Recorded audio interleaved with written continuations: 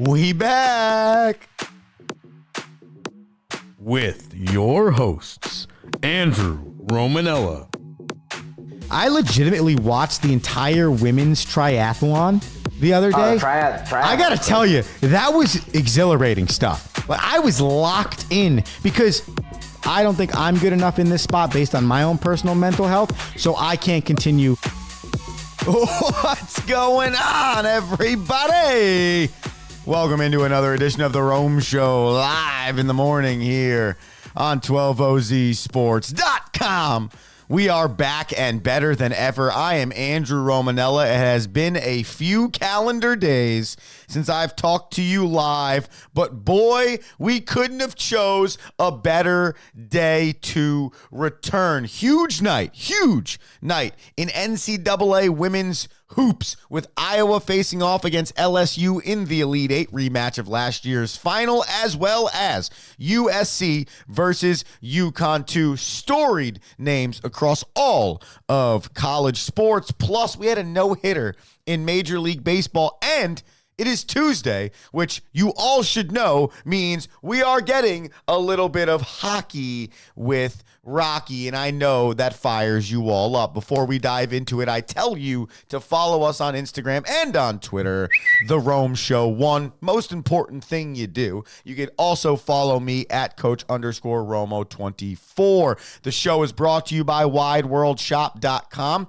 We did some updates to WideWorldShop.com, deleted a bunch of stuff that honestly you shouldn't want to buy. You should just go buy the stuff that's left on the site because it's awesome. And then on top of that, tickets.12ozsports.com. Went to Kane Brown on Saturday. Electric. And not only that, but the tickets were awesome, and they were purchased at tickets.12ozsports.com. For tickets.12ozsports.com, the promo code is ROME. And for wideworldshop.com, the promo code is 12OZ Sports. Without further ado, we are going to start this fine program off going.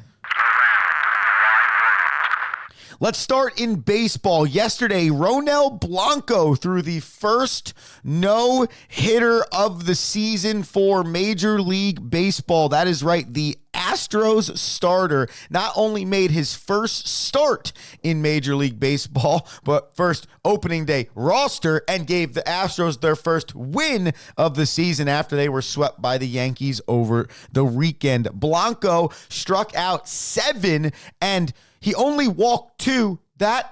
Those 2 walks, were to the same person.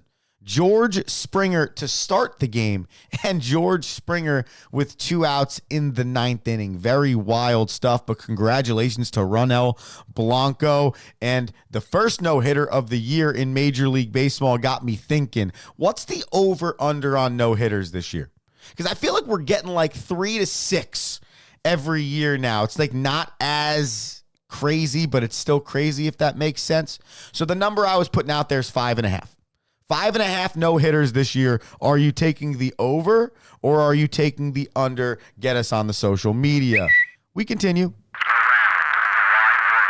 I just needed to say this, but the Mets suck. I mean, there's no other way around it. They suck, okay? They went 0-3, lost last night in extras. They don't have any pitching. So confused as how Blake Snell sat there all off season and now he's not on the New York Metropolitans. How are we still, there's no one signing Trevor Bauer? Like, I don't even want to get into the off-the-field stuff or what's right, what's wrong, what was legal. I don't know any of that stuff. All I do know is he's legal to return to Major League Baseball. There's no litigation or anything against him from a criminal standpoint off the field.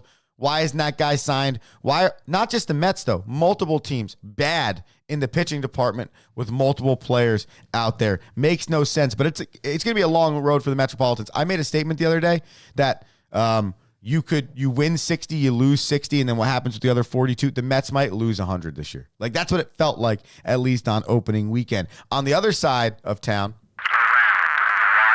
The New York Yankees couldn't have gotten off to a better start, 4-0, including a win last night against the Arizona Diamondbacks 5-2. They swept their quote-unquote nemesis, who essentially is their rival now that is not the Boston Red Sox, which I found very awesome. I think if I'm a Yankees fan, I'm stoked. You don't have Garrett Cole right now for the next 2 months, and you say to yourself, we started 4-0, Marcus Stroman looked good, Rondon's Rondon. We have the pieces that we need offensively. Juan Soto, like the first guy in a minute that doesn't look like pressure happens when you wear a New York Yankees uniform. So to me, that is a recipe for success. As long as they don't, and I'll knock on some wood here for Yankees fans. This is plastic, so can't knock on that. As long as they don't hit the injury bug, I think it should be a really fun year for the Yankees. We continue. The Pittsburgh Pirates are 5-0 for the first time since 1983. And I don't know what that means long term, but I love stuff like this, okay? Because oftentimes when we go into a season for 162 games, it's pretty easy on paper to tell the 10 teams that are true contenders and the 10 that aren't. Like, there are just 10 that you know are not going to compete. And I believe a lot of people believe that the Pirates are in that category. But to see them start this way, when that happens for a baseball team, there might be 5 months remaining in this season. But all you need is that little kickstart to show yourself you are good enough. And who knows what type of a run they could have been on. But I thought a side daily data there for the people was pretty cool to hear. Pittsburgh Pirates 5-0. And on the flip side of that, there are like 3 or 4 teams that are 0-5. So just a very interesting start to Major League Baseball season, and I freaking loved it. We finished going around the world, and I'm actually going to combo this because it is also Hockey with Rocky Day. So here's where we're going to finish going. And why not?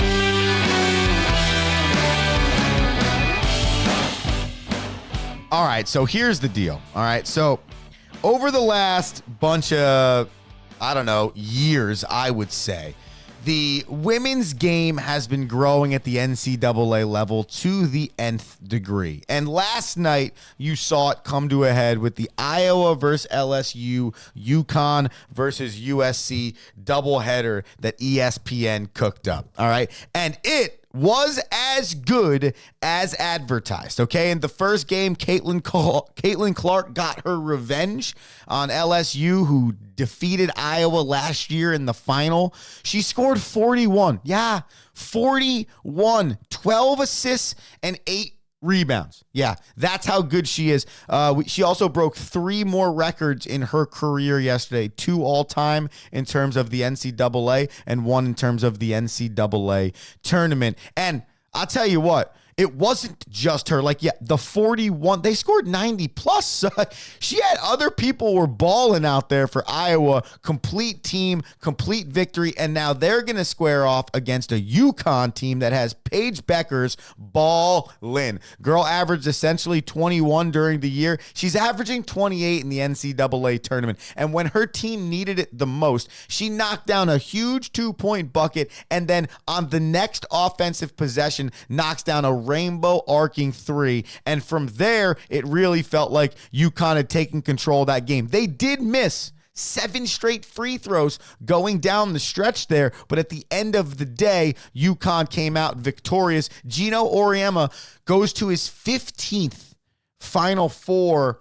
That's wild. And this is a stat that I saw that I thought was daily data worthy before we get Rocky on the air here. Here it is.